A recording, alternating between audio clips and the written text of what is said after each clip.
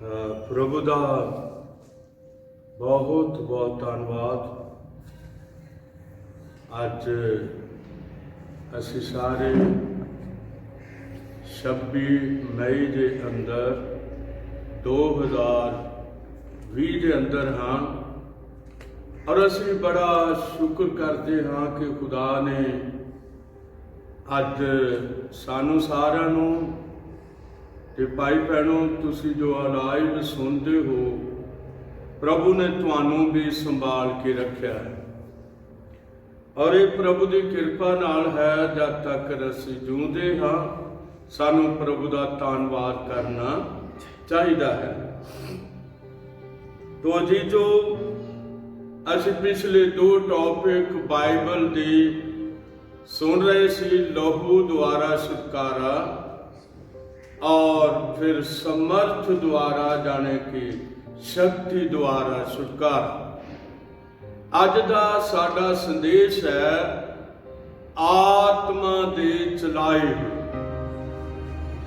आत्मा दे चलाए हुए, क्योंकि गलातियां 3:16 के अंदर लिखा है कि आत्मा शरीर के विरुद्ध है ਅਤੇ शरीर आत्मा के विरुद्ध है। आत्मा के द्वारा चलोगे ते तुसी शरीर दियां कदे भी मर्जियां नू पूरा नहीं कर सकोगे। तो अज का संदेश है आत्मा दे चलाए हुए। प्रभु बहुत बड़ी कृपा दवे। अज असी लूका 2 नू लै रहे हाँ, जिहदे विच एक आदमी जो आत्मा का चलाया हुआ है और ओदा नाम शिमौन है। शिमौन नू प्रभु ने कहा सी जिन्ना चिर तू इस्राएल की मुक्ति नू ना वेख लवे उन्ना चिर तू ना मरेगा। सो आओ असी पढ़ांगे कि 2 मतलब एक भाई हैं जिन्हां नू शिमोन आख्या जाता है और दूसरी एक बीबी भैन है जो काफी उम्र की है ते आत्मा के द्वारा चलती है और हैकल नू नहीं छाड़ती, दुआ रोजे के अंदर रहती है।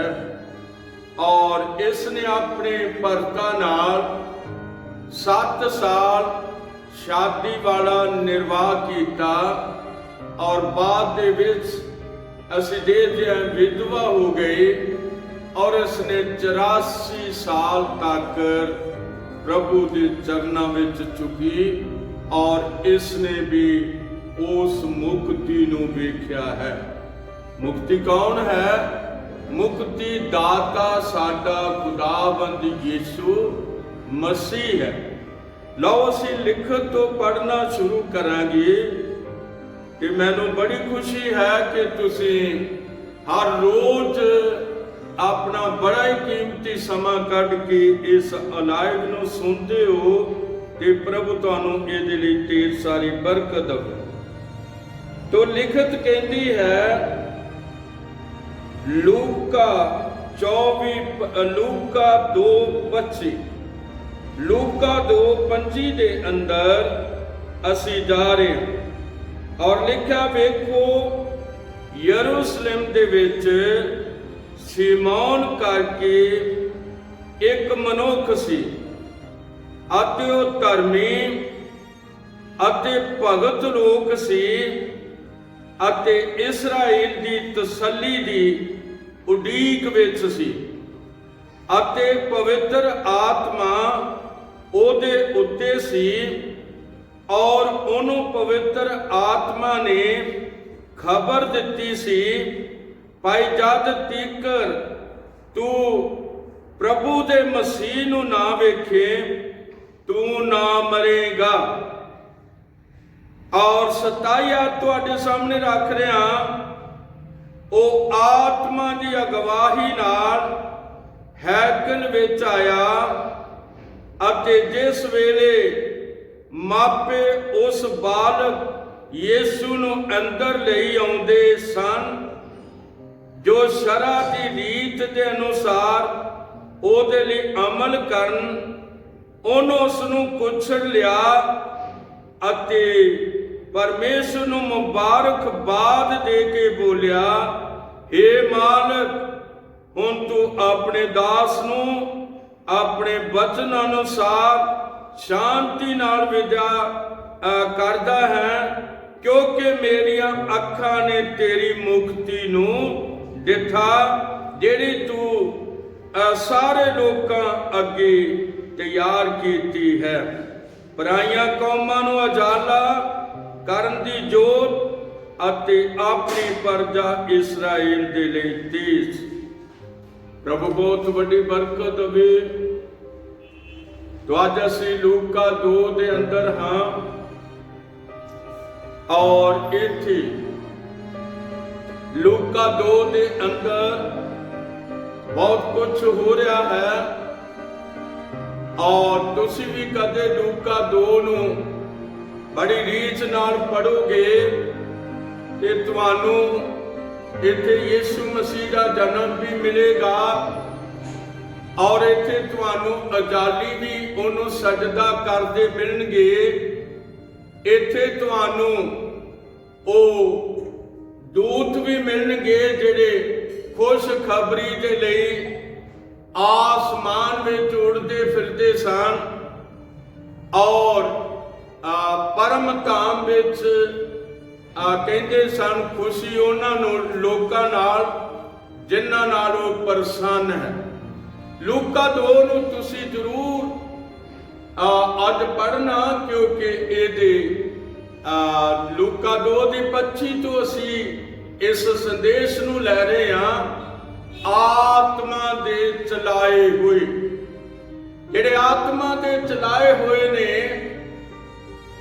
ਉਹ ਸਰੀਰ ਦੁਆਰਾ ਬਸ ਜਿਉਂਦੇ ਰਹਿੰਦੇ ਨੇ ਪਰ ਸਰੀਰ ਦੀਆਂ ਆਸ਼ਾ ਨੂੰ ਉਹ ਪੂਰਾ ਨਹੀਂ ਕਰਦੇ, ਸਗੋਂ ਉਹ ਆਤਮਾ ਦੁਆਰਾ ਚਲਾਏ ਹੁੰਦੇ ਤੇ ਚੱਲਦੇ ਰਹਿੰਦੇ ਨੇ। ਜਿਸ ਤਰ੍ਹਾਂ ਆਤਮਾ ਉਹਨਾਂ ਨੂੰ ਚਲਾਉਂਦਾ ਹੈ ਉਸੇ ਤਰ੍ਹਾਂ ਅਜੀਜੋ ਇਹ ਸਭ ਭਰਾ ਹੋਣ ਜਾਂ ਭੈਣਾਂ ਹੋਣ, ਇਹ ਆਤਮਾ ਦੇ ਦੁਆਰਾ ਚੱਲਦੇ ਨੇ। ਪ੍ਰਭੂ ਢੇਰ ਸਾਰੀ ਬਰਕਤ ਦੇਵੇ। तो अजालियां ने यीशु मसीह ਨੂੰ ਵੇਖ ਲਿਆ ਜਦੋਂ ਦੇਹਧਾਰੀ ਹੋਇਆ ਔਰ ਦੂਤਾਂ ਨੇ ਉਸ ਨੂੰ ਵੇਖ ਲਿਆ ਜਦੋਂ ਦੇਹਧਾਰੀ ਹੋਇਆ ਔਰ ਅਸੀਂ ਦੇਖਦੇ ਹਾਂ ਕਿ ਹੁਣ ਸ਼ਿਮੌਨ ਨੂੰ ਵੀ ਇਹ ਗੱਲ ਆਖੀ ਗਈ ਸੀ ਕਿ ਸ਼ਿਮੌਨ ਤੂੰ ਉਹਨਾਂ ਚਿਰ ਨਹੀਂ ਮਰੇਗਾ ਜਿੰਨਾ ਚਿਰ ਤੂੰ ਇਸਰਾਇਲ ਦੀ ਮੁਕਤੀ ਨੂੰ ਜਾਣ ਕੇ ਇਸਰਾਇਲ ਦੇ ਤੇਜ ਨੂੰ ਭੀਖ ਨਾ ਲਵੇ। ਤੋ ਜਿਸ ਵੇਲੇ ਇੱਕ ਲਾਈਨ ਲੱਗੀ ਹੋਈ ਸੀ, ਬਹੁਤ ਸਾਰੀਆਂ ਬੀਬੀਆਂ ਭੈਣਾਂ ਆਪਣੇ ਛੋਟੇ ਬੱਚਿਆਂ ਨੂੰ ਸ਼ਰ੍ਹਾ ਦੇ ਅਨੁਸਾਰ ਉਹਨਾਂ ਨੂੰ ਹੈਕਲ ਦੇ ਬੂਹੇ ਦੇ ਉੱਤੇ ਲੈ ਕੇ ਆਈਆਂ ਹੋਈਆਂ ਸਨ ਔਰ ਉਹਨਾਂ ਵਿੱਚ बड़े अच्छे अच्छे कपड़ों वाले बालक भी सन और कईयां ने मेमने भी ले हुए सन कि अपने बालक के लिए वो मतलब भेंट चढ़ाउण। पर असीं देखते हाँ मरियम के कोल भी 2 कबूतर के छोटे बच्चे सी ਜਿਹਨੂੰ ਪਿੰਡੂ ਆਖਿਆ ਜਾਂਦਾ। ਔਰ ਯਾਦ ਰੱਖੋ ਕਿਉਂਕਿ ਇਹ ਬੜਾ ਗਰੀਬ ਜੋੜਾ ਸੀ ਔਰ ਇਹ ਬੜੀ ਗਰੀਬੀ ਦੇ ਵਿੱਚ ਰਹਿ ਰਹੇ ਸਨ ਔਰ ਅਸੀਂ ਦੇਖਦੇ ਹਾਂ ਕਿ ਯਿਸੂ ਮਸੀਹ ਵੀ ਬੜਾ ਹਲੀਮ ਬਣ ਕੇ ਇਸ ਧਰਤੀ ਦੇ ਉੱਤੇ ਆਇਆ और वचन कहता है ਮੈਨੂੰ ਖੁਸ਼ੀ ਹੈ ਪੜਨ ਦੇ ਲਈ। ਵਚਨ ਕਹਿੰਦਾ ਹੈ ਔਰ ਉਹਨੂੰ ਪਵਿੱਤਰ ਆਤਮਾ ਨੇ ਖਬਰ ਦਿੱਤੀ ਸੀ, ਭਾਈ ਜਦ ਤੱਕ ਤੂੰ ਪ੍ਰਭੂ ਦੇ ਮਸੀਹ ਨੂੰ ਨਾ ਵੇਖੇ ਤੂੰ ਨਾ ਮਰੇਗਾ। ਉਹ ਆਤਮਾ ਦੀ ਅਗਵਾਈ ਨਾਲ ਹੈਕਲ ਵਿੱਚ ਆਇਆ। ਜਿਸ ਵੇਲੇ ਮਾਪੇ ਉਸ ਬਾਲਕ ਨੂੰ ਅੰਦਰ ਲਈ ਆਉਂਦੇ ਸਨ, ਜੋ ਸ਼ਰ੍ਹਾ ਦੀ ਰੀਤ ਦੇ ਅਨੁਸਾਰ ਉਹਦੇ ਲਈ ਅਮਲ ਕਰਨ, ਉਹਨੂੰ ਉਸ ਸ਼ਮਾਉਨ ਨੇ ਉਸ ਨੂੰ ਕੁਛੜ ਲਿਆ ਅਤੇ ਪਰਮੇਸ਼ਰ ਨੂੰ ਮੁਬਾਰਕਬਾਦ ਦੇ ਕੇ ਬੋਲਿਆ। ਮਰੀਅਮ ਦੇ ਕੋਲੋਂ ਯਿਸੂ ਮਸੀਹ ਨੂੰ ਆਪਣੀਆਂ ਬਾਹਾਂ ਵਿੱਚ ਲੈ ਲਿਆ ਔਰ ਉੱਪਰ ਨੂੰ ਅੱਖਾਂ ਕਰਕੇ, ਜਿਸ ਤਰ੍ਹਾਂ ਯਹੂਦੀ ਉੱਪਰ ਵੇਖ ਕੇ ਦੁਆ ਕਰਦੇ ਨੇ, ਇਸੇ ਤਰ੍ਹਾਂ ਉਹਨੇ ਦੁਆ ਕੀਤੀ ਔਰ ਉਸਨੇ ਆਖਿਆ, ਲਿਖਿਆ ਹੈ, ਉਸਨੇ ਆਖਿਆ, ਪਰਾਈਆਂ ਕੌਮਾਂ ਨੂੰ ਉਜਾਲਾ ਕਰਨ ਦੀ ਜੋਤ ਅਤੇ ਆਪਣੀ ਪਰਜਾ ਇਸਰਾਇਲ ਦੇ ਲਈ ਤੇ। ਤਦ ਉਹਦੇ ਪਿਤਾ ਤੇ ਮਾਤਾ ਨੇ ਉਹਨਾਂ ਗੱਲਾਂ ਨੂੰ ਜੋ ਉਸਨੇ ਆਖੀਆਂ ਸੀ ਹੈਰਾਨ ਹੋ ਕੇ ਸੁਣਿਆ। ਇੱਕ ਆਦਮੀ, ਓਪਰਾ ਆਦਮੀ, ਛੋਟੇ ਬੱਚੇ ਨੂੰ ਮਰੀਅਮ ਦੇ ਕੋਲੋਂ ਲੈ ਰਿਹਾ ਹੈ ਔਰ ਮਰੀਅਮ ਨੇ ਉਸ ਨੂੰ ਦੇ ਦਿੱਤਾ। ਔਰ ਇਹ ਆਦਮੀ ਕੌਣ ਹੈ? ਇਹ ਆਦਮੀ ਸ਼ਿਮੌਨ ਹੈ, ਜਿਹਦੇ ਨਾਲ ਪਰਮੇਸ਼ਰ ਨੇ ਵਾਅਦਾ ਕੀਤਾ ਸੀ ਕਿ ਜਦ ਤੱਕ ਤੂੰ ਇਸਰਾਇਲ ਦੇ ਮਸੀਹ ਨੂੰ ਨਾ ਵੇਖੇ ਉਹਨਾਂ ਚਿਰ ਤੂੰ ਨਾ ਮਰੇਗਾ। ਔਰ ਹੁਣ ਇਹ ਕਹਿ ਰਿਹਾ ਹੈ ਕਿ ਪ੍ਰਭੂ ਹੁਣ ਆਪਣੇ ਦਾਸ ਨੂੰ ਕੀ ਕਰਦੇ? ਵਿਦਿਆ ਕਰਦੇ, ਕਿਉਂਕਿ ਮੈਂ ਆਪਣੀਆਂ ਅੱਖਾਂ ਨਾਲ ਤੇਰੀ ਮੁਕਤੀ ਨੂੰ ਵੇਖ ਲਿਆ ਹੈ। ਇਹ ਮਾਲਕ, ਹੁਣ ਤੂੰ ਆਪਣੇ ਦਾਸ ਨੂੰ ਆਪਣੇ ਬਚਨ ਅਨੁਸਾਰ ਸ਼ਾਂਤੀ ਨਾਲ ਵਿਦਿਆ ਕਰਦਾ, ਕਿਉਂਕਿ ਮੇਰੀਆਂ ਅੱਖਾਂ ਨੇ ਤੇਰੀ ਮੁਕਤੀ ਨੂੰ ਵੇਖ ਲਿਆ, ਜਿਹੜੀ ਤੂੰ ਲੋਕਾਂ ਦੇ ਲਈ ਤਿਆਰ ਕੀਤੀ ਹੈ। ਮੈਂ ਉਹਨਾਂ ਲੋਕਾਂ ਨੂੰ ਮੁਬਾਰਕ ਕਹਿੰਦਾ ਹਾਂ ਜਿਨ੍ਹਾਂ ਨੇ ਪ੍ਰਭੂ ਨੂੰ ਵੇਖਿਆ ਹੈ। तो मैं बहुत सारिया किताबां पढ़िया और जिन्हां दे अंदर लोकां ने प्रभु नूं वेख्या और जिसम विच ना जिसम विच दोवां पासियां तो प्रभु नूं वेख्या गया। और ये कौन सन? ये आत्मा दे चलाए हुए सन। ये आत्मा दे चलाए हुए सन। मेरे अजीजो, जिहड़े आत्मा दे चलाए चलदे ने ਉਹ ਇਸ ਧਰਤੀ ਦੇ ਉੱਤੇ ਪ੍ਰਭੂ ਯਹੋਵਾ ਵੱਲੋਂ ਬੜੇ ਮੁਬਾਰਕ ਹੁੰਦੇ ਨੇ। ਸਰੀਰ ਵਿੱਚ ਭਾਵੇਂ ਲੋਕ ਉਹਨਾਂ ਦੀ ਕਦਰ ਨਾ ਕਰਨ, ਪਰ ਖੁਦਾ ਉਹਨਾਂ ਦੀ ਕਦਰ ਕਰਦਾ ਹੈ, ਕਿਉਂਕਿ ਪ੍ਰਭੂ ਉਹਨਾਂ ਨੂੰ ਆਪਣੇ ਆਤਮਾ ਦੁਆਰਾ ਚਲਾਉਂਦਾ ਹੈ। ਸਾਡਾ ਅੱਜ ਦਾ ਟੌਪਿਕ ਹੈ आत्मा दे चलाए हुए। प्रभु ढेर सारी बरकत दे। कुछ हवाले तुहाडे सामने रखना चाहुंदा हां। जद आत्मा मनुख नूं चलाउंदा है और वो किवें चलाउंदा है, आओ असीं रोमियां दी पत्री वल चलांगे और उसदे 8 दी 26 आयत नूं तुहाडे सन्मुख पढ़ना चाहता हाँ। और इत्थे लिखिया है, इस तरह आत्मा भी साडी दुर्बलताई विच साडी सहायता करता है। क्यों जो किस वस्ती सानू प्रार्थना करनी चाहिए है असी नहीं जानते। किहड़ी गल लई सानू दुआ करनी चाहिए है असी नहीं जानते। याद रखो कई बार लोकां दियां दुआवां जिहड़ियां हुंदियां ने ਉਹ सिर्फ ਉਹਨਾਂ ਦੇ ਘਰਾਂ ਵਿੱਚ ਹੀ ਘੁੰਮਦੀਆਂ ਰਹਿੰਦੀਆਂ ਨੇ और ਉਹ प्रार्थना ਹੁੰਦੀਆਂ ਨੇ। ਜੇ ਬੱਚੇ प्रार्थना ਕਰਦੇ ਨੇ प्रभु साडे मम्मी डैडी ਦੇ ਜੀਵਨ ਤੇ ਜਾ ਕਰਦੀ ਗੱਲ बिल्कुल बहुत ਵਧੀਆ है। मुबारक ने बच्चे ਜਿਹੜੇ अपने माँ बाप ਲਈ दुआ करते हैं। और फिर ਅਸੀਂ देखते हाँ फिर माँ बाप भी अपने बच्चों को दुआवां विच की रखते ने याद रखते ने। ये बहुत ही वधिया है। ये माँ बाप का बच्चों नाल लिंक बहुत वधिया लिंक है और बच्चों का माँ बाप नाल बहुत वधिया लिंक है और ये होना भी चाहिए है। पर मेरे अजीजो जदों साडी प्रार्थना घर दे विचों बाहर निकलती है ते वो आत्मा द्वारा प्रार्थना हुंदी है। और पौलुस कहता है वो कहता इसलिए इस तरह आत्मा भी साडी दुर्बलताई विच साडी सहायता करता है। क्यों जो किस वस्त लई सानू प्रार्थना करनी चाहिए है सानू पता नहीं है।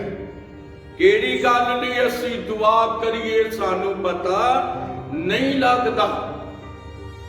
पर जदों प्रभु का आत्मा आउंदा है संत पौलुस कहता है जदों ओदा आत्मा साडे प्रार्थना साडे आत्मा नाल रल के प्रार्थना करता है ते लिखिया है कि आत्मा आप अकथ होके भर के साडे लिए सिफारिश करता है। खुदा दा आत्मा साडे आत्मा नाल रल के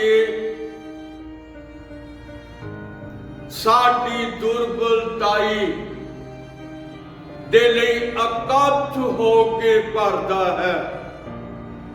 और उदों जदों आत्मा परमेश्वर दा आत्मा मनुख दे आत्मा नाल मेल करता है उस वेले मनुख दी प्रार्थना विच अथरू डिगदे। आदमी रोंदा है जिहड़ा आत्मा द्वारा चल रहा है।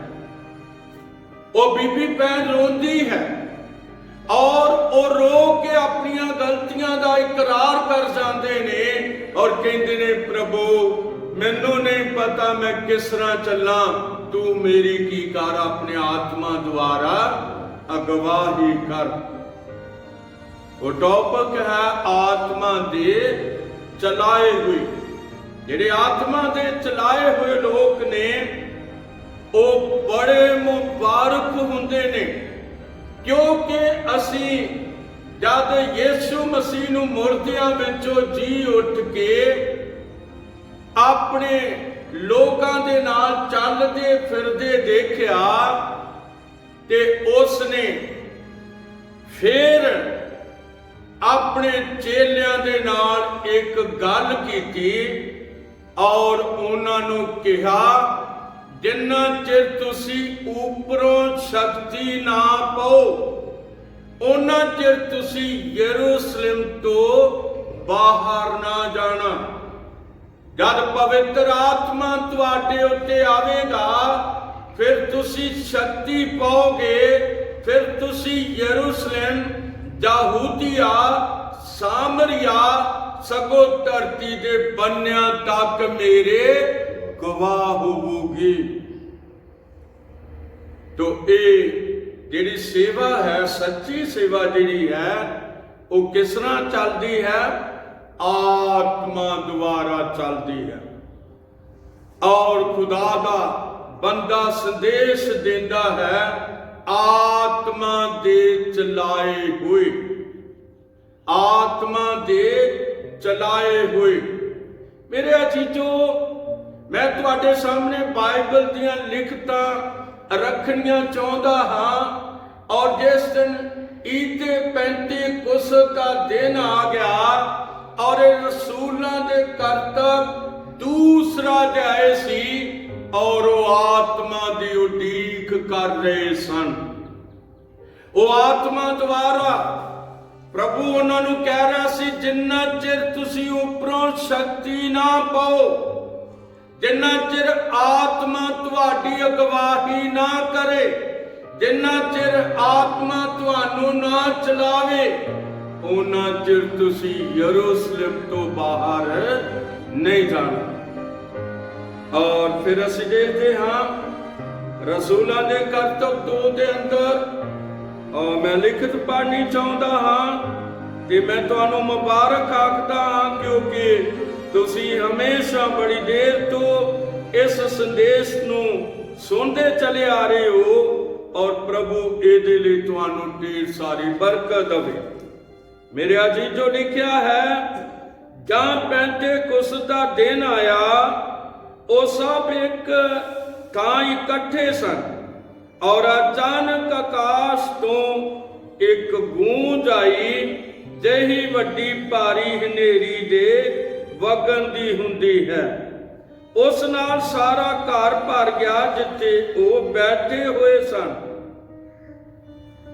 ਔਰ ਉਹਨਾਂ ਨੂੰ ਅੱਗ ਜਿਹੀਆਂ ਜੀਭਾਂ ਵੱਖਰੀਆਂ ਵੱਖਰੀਆਂ ਹੁੰਦੀਆਂ ਵਿਖਾਈ ਦਿੱਤੀਆਂ ਅਤੇ ਉਹਨਾਂ ਵਿੱਚੋਂ ਹਰੇਕ ਦੇ ਉੱਤੇ ਠਹਿਰ ਗਈਆਂ। ਤਦ ਉਹ ਸਾਰੇ ਪਵਿੱਤਰ ਆਤਮਾ ਨਾਲ ਭਰ ਗਏ। ਹੁਣ ਇਹ ਪਹਿਲੀ ਕਲੀਸਿਆ ਸੀ ਇਸ ਜਗਤ ਦੇ ਅੰਦਰ ਜਿਹੜੀ ਪਰਾਈਆਂ ਜਾਤੀਆਂ ਦੀ ਕਲੀਸਿਆ ਸੀ। ਔਰ ਬੇਸ਼ੱਕ ਇਹਦੇ ਵਿੱਚ ਯਹੂਦੀ ਵੀ ਸਨ, ਬਹੁਤ ਸਾਰੇ ਯਹੂਦੀ ਸਨ, ਪਰ ਇਹ ਕਲੀਸਿਆ ਆਤਮਾ ਦੁਆਰਾ ਚੱਲ ਰਹੀ ਸੀ, ਸ਼ਰਾ ਦੁਆਰਾ ਨਹੀਂ, ਪਰਮੇਸ਼ਵਰ ਦੀ ਆਤਮਾ ਦੁਆਰਾ। ਕਿਉਂਕਿ ਖੁਦਾ ਨੇ ਉਹ ਮਤਲਬ ਜਿਹੜਾ ਸ਼ਰਾ ਵਾਲਾ ਦਰਵਾਜ਼ਾ ਸੀ ਉਹਨੂੰ ਬੰਦ ਕਰਕੇ ਉਹਨੂੰ ਬਿਲਕੁਲ ਉਹਦੇ ਦੋਵੇਂ ਤਖਤੇ ਮੇਲ ਕੇ ਔਰ ਉਸਨੇ ਕਿਰਪਾ ਦੇ ਦਰਵਾਜ਼ੇ ਨੂੰ ਖੋਲ ਦਿੱਤਾ। ਸ਼ਰਾ ਕਿਸੇ ਨੂੰ ਧਰਮੀ ਨਹੀਂ ਸੀ ਠਹਿਰਾਉਂਦੀ, ਪਾਪੀ ਠਹਿਰਾਉਂਦੀ ਸੀ। ਪਰ ਜਦ ਸਾਡਾ ਖੁਦਾਵੰਦ ਯਿਸੂ ਮਸੀਹ ਆਇਆ, ਉਹਨੇ ਸਾਨੂੰ ਪਾਪੀ ਨਹੀਂ ਠਹਿਰਾਇਆ, ਬਲਕਿ ਉਹਨੇ ਸਾਨੂੰ ਮਾਫ ਕਰ ਦਿੱਤਾ। ਔਰ ਕਿਵੇਂ ਦੱਸ ਸਕਦਾ ਹਾਂ? ਤੁਹਾਡੇ ਸਾਹਮਣੇ ਦੂਸਰਾ ਕਰੰਥੀਆਂ 5:19 ਰੱਖਣਾ ਚਾਹੁੰਦਾ।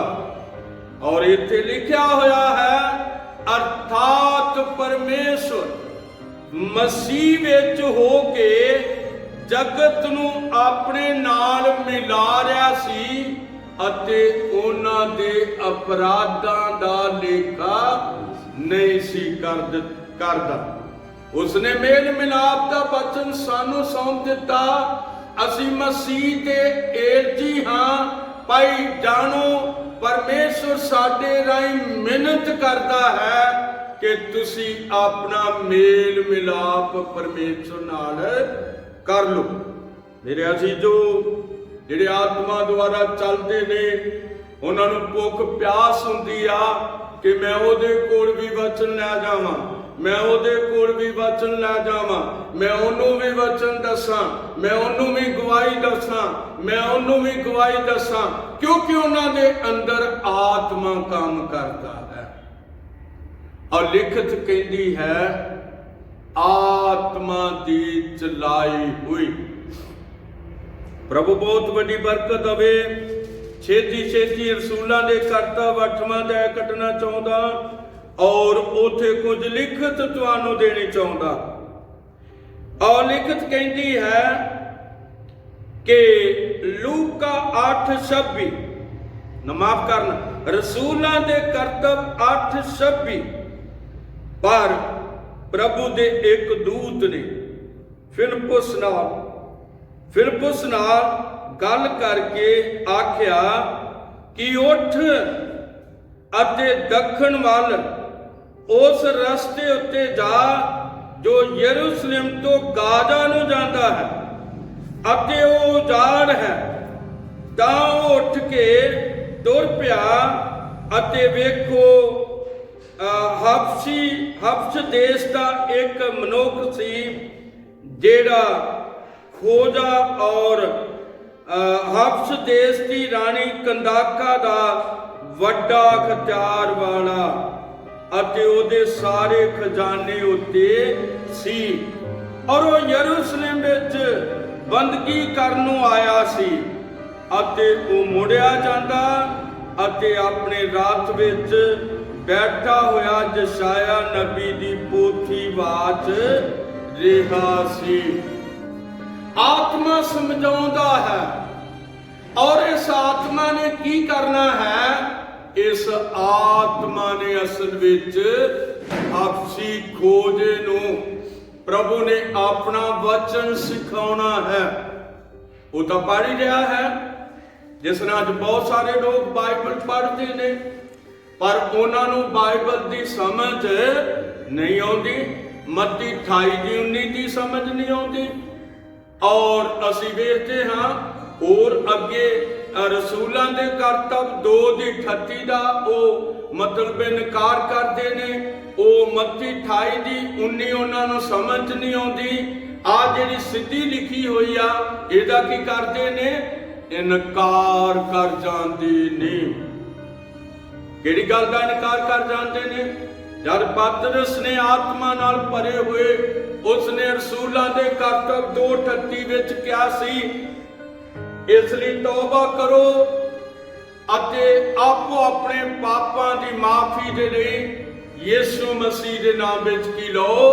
ਬਪਤਿਸਮਾ ਲਓ, ਤਾਂ ਤੁਸੀਂ ਪਵਿੱਤਰ ਆਤਮਾ ਦਾ ਦਾਨ ਪਾਓਗੇ। ਇਹ ਪਤਰਸ ਨਹੀਂ ਬਲਕਿ ਉਹਦੇ ਅੰਦਰ ਪਵਿੱਤਰ ਆਤਮਾ ਬੋਲ ਰਿਹਾ ਸੀ ਔਰ ਪਤਰਸ ਜਿਹੜਾ ਸੀ ਉਹਨੂੰ ਪਵਿੱਤਰ ਆਤਮਾ ਚਲਾ ਰਿਹਾ ਸੀ। ਔਰ ਵਚਨ ਕਹਿੰਦਾ ਹੈ, ਟੌਪਿਕ ਹੈ ਆਤਮਾ ਦੇ ਚਲਾਏ ਹੋਏ। ਤੋ ਪ੍ਰਭੂ ਢੇਰ ਸਾਰੀ ਬਰਕਤ ਦੇਵੇ। ਹੁਣ ਫਿਲਿਪੁਸ ਨੂੰ ਇੱਕ ਦੂਤ ਨੇ ਆਖਿਆ, ਉਹਨੇ ਆਖਿਆ ਕਿ ਫਿਲਿਪਸ ਨਾਲ ਬਚਨ ਕਰਕੇ ਉਹਨੂੰ ਆਖਿਆ, ਉੱਠ ਅਤੇ ਦੱਖਣ ਵੱਲ ਉਸ ਰਸਤੇ ਉੱਤੇ ਚਲੇ ਜਾ ਜਿਹੜਾ ਯਰੂਸ਼ਲਮ ਤੋਂ ਗਾਜ਼ਾ ਨੂੰ ਜਾਂਦਾ ਹੈ ਅਤੇ ਉਹ ਉਜਾੜ ਹੈ। ਹੁਣ ਆਤਮਾ ਦਾ ਚਲਾਇਆ ਹੋਇਆ ਫਿਲਿਪਸ ਉਸ ਉਜਾੜ ਵਿੱਚ ਉਸ ਰਸਤੇ ਦੇ ਉੱਤੇ ਜਾ ਰਿਹਾ ਸੀ ਔਰ ਉਸ ਰਸਤੇ ਦੇ ਉੱਤੇ ਇੱਕ ਹਬਸ਼ੀ ਖੋਜਾ ਆ ਰਿਹਾ ਹੈ। ਹਬਸ਼ੀ ਖੋਜਾ ਕਾਹਦੇ ਲਈ ਆ ਰਿਹਾ ਹੈ? ਕਿਉਂਕਿ ਉਹ ਹਬਸ਼ ਦੇਸ਼ ਦੀ ਰਾਣੀ ਕੰਦਾਕਾ ਦਾ ਬਹੁਤ ਵੱਡਾ ਖਜ਼ਾਨੇ ਦਾ ਮਤਲਬ ਮਾਲਕ ਸੀਗਾ ਔਰ ਉਸਨੇ ਯਸ਼ਾਇਆ ਦੀ ਪੋਥੀ ਖਰੀਦੀ ਸੀ ਔਰ ਯਸ਼ਾਇਆ ਦੀ ਪੋਥੀ ਖਰੀਦ ਕੇ ਤੇ ਉਹਦੇ ਵਿੱਚੋਂ ਪੜ੍ਹ ਰਿਹਾ ਸੀ ਯਸ਼ਾਇਆ 53 ਉਹ ਭੇਦ ਦੀ ਨਿਆਈ ਕੱਟੇ ਜਾਣ ਨੂੰ ਲਿਆਂਦਾ ਗਿਆ ਅਤੇ ਜਿਵੇਂ ਲੇਲਾ ਆਪਣੀ ਉੱਨ ਕੱਤਣ ਵਾਲੇ ਦੇ ਅੱਗੇ ਗੂੰਗਾ ਰਹਿੰਦਾ ਹੈ ਤਿਵੇਂ ਹੀ ਉਹ ਆਪਣਾ ਮੂੰਹ ਨਾ ਖੋਲਿਆ ਅਤੇ ਉਹਦੀ ਅਧੀਨਗੀ ਵਿੱਚ ਉਹਦਾ ਨਿਉਨ ਫੁੱਟ ਗਿਆ ਅਤੇ ਉਹਦੀ ਪੀੜੀ ਦਾ ਕੌਣ ਬਿਆਨ ਕਰੇਗਾ ਕਿਉਂਕਿ ਉਹਦੀ ਜਾਨ ਧਰਤੀ ਉਤੋਂ ਚੁੱਕੀ ਗਈ। ਉਹ ਪੜੀ ਜਾਂਦਾ ਸੀ ਪਰ ਸਮਝ ਨਹੀਂ ਸੀ ਆਉਂਦੀ। ਸਮਝਾਉਂਦਾ ਕੌਣ ਹੈ? ਹੱਥ ਉਠਾ ਕੇ ਆਖਾਂਗੇ ਪਰਮੇਸ਼ਰ ਦਾ ਆਤਮਾ ਸਮਝਾਉਂਦਾ।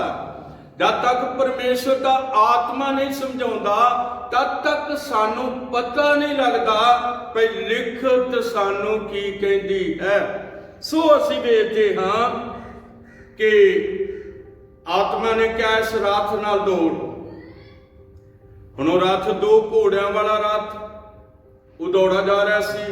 ਮਗਰੀ ਆਤਮਾ ਦਾ ਚਲਾਇਆ ਹੋਇਆ ਫਿਲਿਪਸ ਦੌੜ ਰਿਹਾ ਸੀ ਔਰ ਦੌੜਦਿਆਂ ਉਸਨੇ ਕੰਨਾਂ ਨਾਲ ਸੁਣਿਆ ਭਈ ਉਹ ਯਸ਼ਾਇਆ ਦੀ ਪੋਥੀ ਪੜ੍ਹ ਰਿਹਾ ਔਰ ਉਹਨੇ ਕਿਹਾ ਸ਼੍ਰੀਮਾਨ ਕਿ ਜੋ ਕੁਝ ਤੁਸੀਂ ਪੜ੍ਹਦੇ ਹੋ ਸਮਝਦੇ ਵੀ ਹੋ। ਉਹਨੇ ਕਿਹਾ ਜਿੰਨਾ ਚਿਰ ਕੋਈ ਨਾ ਸਮਝਾਵੇ ਕਿਸ ਨਾ ਸਮਝ ਆਉਂਦੀ ਹੈ। ਔਰ ਉਸਨੇ ਰੱਥ ਖੜਾ ਕਰਨ ਦਾ ਹੁਕਮ ਦਿੱਤਾ ਔਰ ਜਦੋਂ ਹੁਕਮ ਹੋ ਗਿਆ, ਰੱਥ ਖੜਾ ਕਰਨ ਦਾ ਹੁਕਮ ਹੋ ਗਿਆ ਔਰ ਉਹ ਰੱਥ ਉੱਤੇ ਚੜ ਬੈਠਾ ਔਰ ਉਹ ਕਹਿੰਦਾ ਕਿ ਨਬੀ ਹਬਸ਼ੀ ਕੋਜਾ ਕਹਿੰਦਾ ਨਬੀ ਕਿਹਦੀ ਗੱਲ ਕਰਦਾ ਹੈ। ਹੁਣ ਫਿਲਿਪਸ ਨੂੰ ਤੇ ਪਤਾ ਵੀ ਇਹ ਕਿਹਦੀ ਗੱਲ ਹੈ, ਇਹ ਗੱਲ ਯਿਸੂ ਮਸੀਹ ਦੀ ਹੈ ਔਰ ਉਸਨੇ ਉਸ ਗੱਲ ਤੋਂ ਲੈ ਕੇ ਉਹਨੂੰ ਬਪਤਿਸਮੇ ਤੱਕ ਆਂਦਾ ਔਰ ਲਿਖਿਆ ਹੈ ਹਬਸ਼ੀ ਖੋਜੇ ਨੇ ਰਾਹ ਦੇ ਉੱਤੇ ਜਾਂਦਿਆਂ ਪਾਣੀ ਵੇਖਿਆ। ਉਹਨੇ ਕਿਹਾ ਜਿਸ ਤਰ੍ਹਾਂ ਤੂੰ ਮੈਨੂੰ ਸਮਝਾਇਆ ਬਪਤਿਸਮੇ ਬਾਰੇ, ਵੇਖ ਪਾਣੀ ਹੈਗਾ, ਹੁਣ ਮੈਨੂੰ ਕਿਹੜੀ ਚੀਜ਼ ਬਪਤਿਸਮਾ ਲੈਣ ਤੋਂ ਰੋਕਦੀ ਹੈ। ਲੋਕ ਬਪਤਿਸਮਾ ਉਦੋਂ ਲੈਂਦੇ ਨੇ ਜਦੋਂ ਉਹਨਾਂ ਨੂੰ ਅੰਦਰੋਂ ਆਤਮਾ ਪ੍ਰੇਰਦਾ ਕਿ ਤੈਨੂੰ ਆਪਣੇ ਪਾਪਾਂ ਤੋਂ ਤੌਬਾ ਕਰਨੀ ਚਾਹੀਦੀ ਹੈ ਔਰ ਤੈਨੂੰ ਆਪਣੇ ਪਾਪਾਂ ਦੀ ਮਾਫੀ ਦੇ ਲਈ ਯਿਸੂ ਮਸੀਹ ਦੇ ਨਾਂ 'ਚ ਕੀ ਲੈਣਾ ਚਾਹੀਦਾ, ਬਪਤਿਸਮਾ ਲੈਣਾ ਚਾਹੀਦਾ ਹੈ। ਸੋ ਮੇਰੇ ਅਜ਼ੀਜ਼ੋ, ਹਬਸ਼ੀ ਖੋਜੇ ਨੇ ਫਿਲਿਪਸ ਪਾਣੀ ਵਿੱਚ ਉਤਰਿਆ ਔਰ ਹਬਸ਼ੀ ਖੋਜਾ ਵੀ ਪਾਣੀ ਵਿੱਚ ਉਤਰਿਆ ਔਰ ਉਸਨੇ ਉਸਨੂੰ ਬਪਤਿਸਮਾ ਦਿੱਤਾ ਔਰ ਹਬਸ਼ੀ ਖੋਜਾ ਆਪਣੇ ਰਾਹ ਚਲੇ ਗਿਆ ਔਰ ਫਿਲਿਪਸ ਨੂੰ ਆਤਮਾ ਚੁੱਕ ਕੇ ਫੇਰ ਲੈ ਗਿਆ। ਆਤਮਾ ਦੇ ਚਲਾਏ ਹੋਏ, ਜਿਹੜੇ ਆਤਮਾ ਦੇ ਚਲਾਏ ਹੋਏ ਨੇ ਉਹਨਾਂ ਦੇ ਅੰਦਰ ਪ੍ਰਭੂ ਲਈ ਭੁੱਖ ਪਿਆਸ ਹੁੰਦੀ ਆ, ਪਰ ਜਿਹੜੇ ਸਰੀਰ ਦੇ ਚਲਾਏ ਹੋਏ ਨੇ ਉਹ ਪ੍ਰਭੂ ਦੇ ਵਚਨਾਂ ਦੀ ਪਰਵਾਹ ਨਹੀਂ ਕਰਦੇ। ਉਹਨਾਂ ਨੂੰ ਪ੍ਰਭੂ ਦੇ ਵਚਨ ਦੀ ਭੁੱਖ ਪਿਆਸ ਨਹੀਂ ਹੁੰਦੀ। ਪਰ ਜਿਹੜੇ ਆਤਮਾ ਦੇ ਚਲਾਏ ਹੋਏ ਨੇ ਉਹ ਵਚਨ ਤੋਂ ਬਿਨਾਂ ਤੜਫਦੇ ਨੇ। ਉਹ ਕਹਿੰਦੇ ਨੇ ਸਾਨੂੰ ਵਚਨ ਚਾਹੀਦਾ, ਕਿਉਂਕਿ ਵਚਨ ਕਿਹਦੀ ਖੁਰਾਕ ਆ? ਸਾਡੇ ਆਤਮਾ ਦੀ ਖੁਰਾਕ ਪ੍ਰਭੂ ਦਾ ਜਿਉਂਦਾ ਵਚਨ ਹੈ। ਇਸ ਕਰਕੇ ਜਿਹੜੇ ਆਤਮਾ ਦੁਆਰਾ ਚੱਲਦੇ ਨੇ, ਬਹੁਤ ਸਾਰੇ ਲੋਕ ਤੌਬਾ ਕਰਕੇ ਬਪਤਿਸਮਾ ਲੈ